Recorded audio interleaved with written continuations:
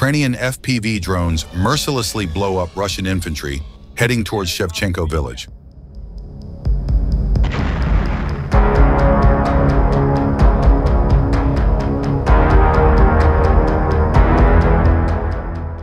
A dramatic video captured by the Ukrainian 225th Assault Regiment's Black Swans drone unit and translated by Estonian analyst depicts an increasingly common phenomenon.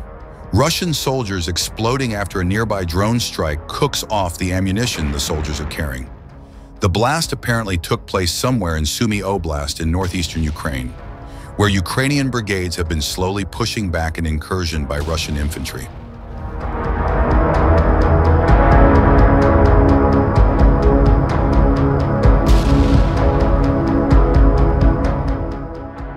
Infantry self-immolation is one of the second-order effects of the accelerating demechanization of the Russian armed forces as Russia's wider war in Ukraine grinds into its 42nd month. The Russians have written off more than 20,000 combat vehicles and other heavy equipment, far more than they can immediately replace through new production and the reactivation of increasingly scarce stored vehicles.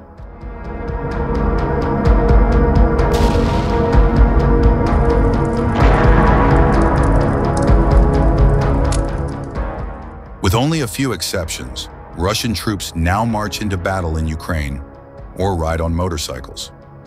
Even cargo trucks are in short supply, meaning the troops themselves are the supply line.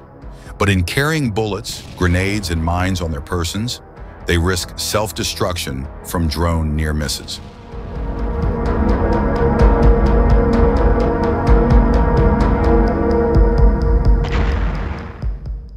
Perpetua recently identified in one shocking video around 150 destroyed Russian trucks on a 2-mile stretch of one of the several roads threading west from the Russian stronghold of Selydove toward the village of Shevchenko, a few miles south of Pokrovsk. That's a wrecked Russian truck every 70 feet.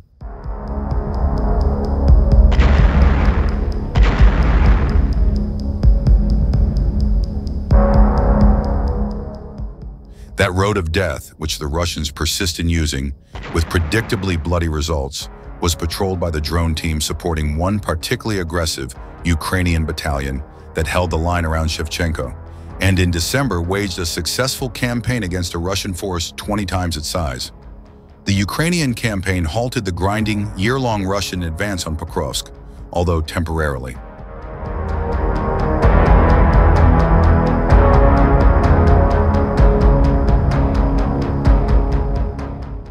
The Ukrainians moved these drone units down to this area, and that's when they started setting up their kind of drone superiority, where they took complete control of the sky, Perpetua recalled.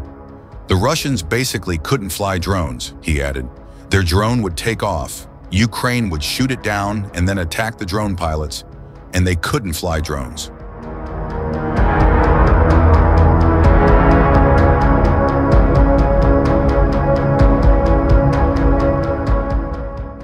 The Russians were complaining of like a 10-to-1 or worse drone ratio.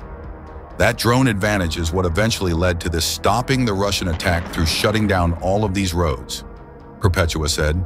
The Ukrainian drone pilots had this policy where they wanted to first take out the Russian drones and then, once those drones were taken out, go for the supply routes.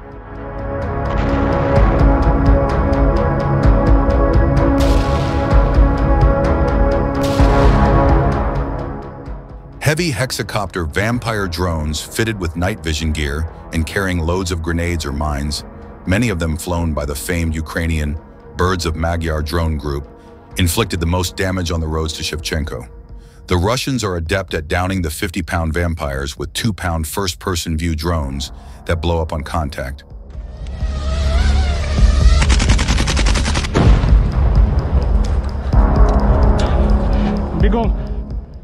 But having suppressed the Russian drone teams around Shevchenko, the Ukrainian drone teams could fly their Vampires with impunity.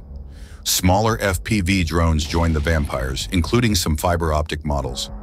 After blasting every Russian supply truck in sight, the drones ranged farther south and east, and located the depots where the Russian regiments were storing the trucks and other vehicles that remained.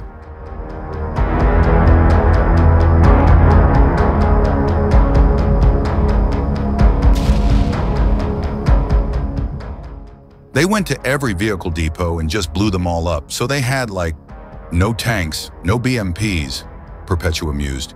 They took out all their MRAP armored trucks, and then they just shut down every single road, so they starved out the Russians. To reinforce Shevchenko, the Russians had to walk for kilometers. Their engineers were saying, "We have to build a minefield, but we can't bring any trucks up, so everyone has to carry 2 mines?" Perpetua laughed.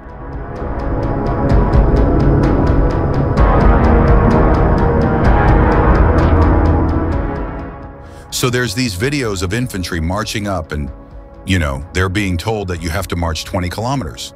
You have to bring all of the food and ammo to last 2 weeks, and you have to carry 2 landmines. The practice is now widespread in the demechanized Russian military, already harried by Ukrainian drones, artillery and mines. Russian infantry now have another problem: their own explosive baggage.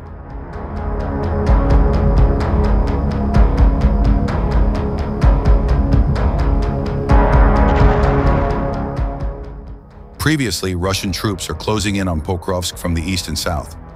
After the capture of Shevchenko village just south of the city, Russian forces are less than 4 kilometers, 2.5 miles, from this key logistics hub sitting on the western edge of Donetsk Oblast. The fighting is extremely fierce. The Russian invaders threw all available forces forward, trying to break through the defenses of the Ukrainian troops.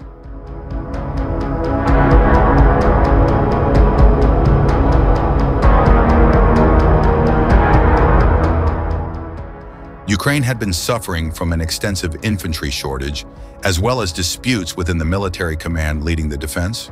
Pokrovsk is the last stronghold in the southwestern part of Donetsk Oblast, holding back Russian forces from advancing further toward Dnipropetrovsk Oblast and the regional capital of Dnipro, home to 1 million people and serving as the main hub for Kiev's operations in the southeast.